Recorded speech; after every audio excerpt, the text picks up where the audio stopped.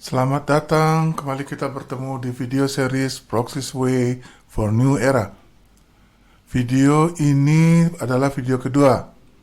Ingat, kita harus bersiap karena the world will never be the same. Pada video kali ini, saya akan membahas tentang remote working yang membutuhkan integrasi antara proses manajemen, SPA, dan OKR, Objective Key Result. Mari kita simak bersama-sama. Pertama, kita pahami dulu 4 komponen utama dalam objektif dan key result. 1. Objektif itu sendiri. 2. Key result, tetapkan untuk bulanan. 3. Inisiatif atau action plan untuk meraih objektif tadi. 4. Monitoring yang dilakukan biasanya per minggu termasuk tindakan perbaikan. Sekarang kita lihat bagaimana objektif dan bisnis proses serta kompetensi terintegrasi satu sama lain.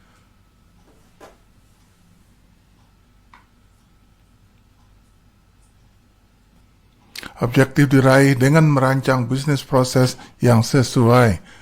Man atau manusia dibutuhkan untuk menjalankan proses bisnis. Diatur pembagian peran dengan metode RACI atau RASKI.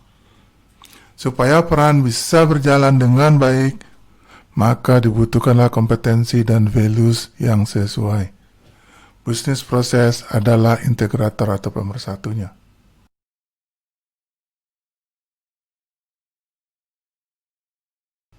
Sekarang kita lihat urutan detail bagaimana bisnis proses dijadikan integrator atau pemersatu dari semua elemen. Pertama, objektif dibuat yang menginspirasi. Lalu ditetapkan bisnis proses yang dibutuhkan untuk mencapai objektif tadi.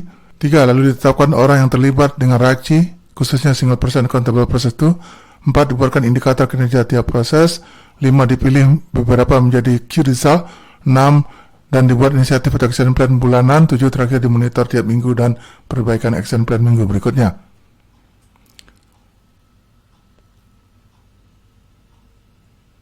Nah, terakhir selanjutnya lengkapi dengan kompetensi dan values personil di slide berikutnya. Banyak cara yang dilakukan untuk melengkapi kompetensi dan value. Tetapkan dulu gap kompetensi dan values dari personal tersebut. Kemudian, lakukan seperti contoh-contoh yang sudah banyak dilakukan. BPS atau Best Practice Sharing, ILDL yang sering dilakukan oleh semua SBU, grup coaching, dan sebagainya. Bisa juga pengembangan kompetensi itu dilakukan dengan coaching atau buddy oleh atasannya atau oleh orang-orang yang ditunjuk. Terus lakukan dengan coaching yang dilakukan oleh PHRS melalui SDP atau NGL. Prinsip dasar OKR. OKR bukan alat untuk memberikan hukuman. OKR digunakan untuk memancing ide-ide dan inisiatif yang progresif sehingga tidak takut dengan target tinggi. Target menantang tidak lagi menakutkan, malah termotivasi. Cocok dengan Proxys yang sudah terbiasa setting target menantang. OKR juga diperlukan dan sangat cocok untuk remote working sehingga semakin produktif. Setting key result harus membantu perusahaan melakukan lompatan-lompatan ke anak tangga. Misalkan bulan ini kita set target kinerja A, maka bulan depan lebih naik lagi ke anak tangga B, dan seterusnya.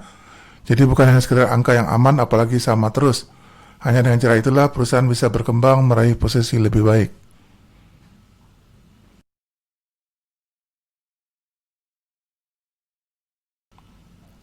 Prinsip dasar dalam setting objektif. 1. Pertama harus menginspirasi. 2. Ada jangka waktunya. 3. Objektif harus bisa membantu perusahaan melangkah maju dan naik, bukan cari aman saja.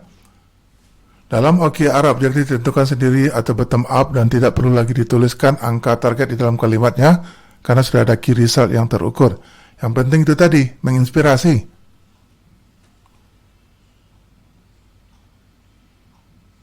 Prinsip dasar dalam setting key result selalu menjadi bagian dari objektif. Bisa saja satu objektif memiliki 3-5 key result. Tujuan dari key result adalah untuk menghindari ketidakjelasan objektif dan untuk membantu mengukur progres pencapaian objektif tadi. Contoh, SO dan OPO sebagai key result untuk objektif peningkatan penjualan di kuartal ketiga. Jadi cara setting key result, 1. Harus spesifik, kemudian kuantitatif atau measurable, achievable, dan jelas waktunya. Key result harus mampu menarik perusahaan untuk melaju atau naik tangga. Key result harus diset sulit atau difficult tapi tidak impossible, sehingga dapat memancing banyak ide atau opsi-opsi kreatif. Dalam slide ini, kita melihat bagaimana integrasi bisnis proses dan OKR.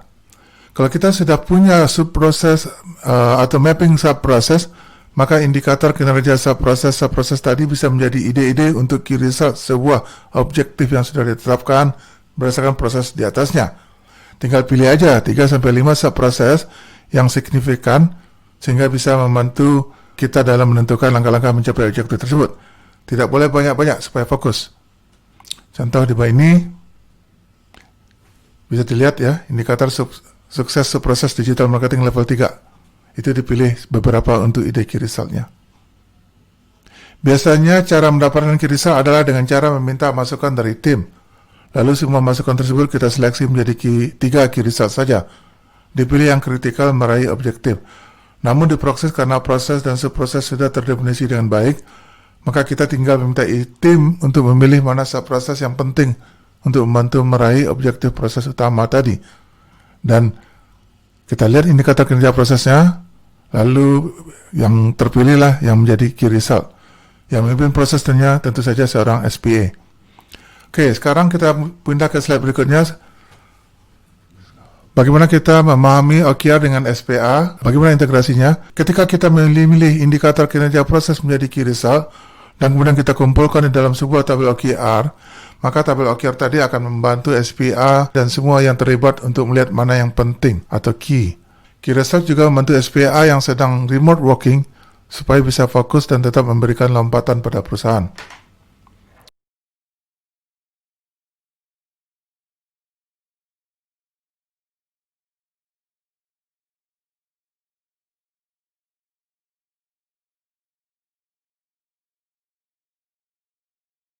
Oke, slide berikutnya, prinsip keempat dari OKR adalah monitoring dan perbaikan action plan setiap minggu.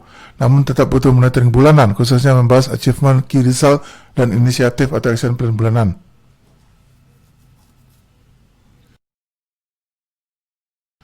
Slide berikut ini adalah contoh bagaimana tabel OKR yang sederhana yang dibuat oleh Proxys. Ya, bisa digabung dengan Google Sheet sebagai alat monitoring yang sudah dimiliki oleh masing-masing SBU. Jadi OKR ini sangat dibutuhkan ya dalam remote working, tapi tidak hanya OKR, yaitu kita butuh juga integrasi SPA dan proses bisnis dalam membantu remote working.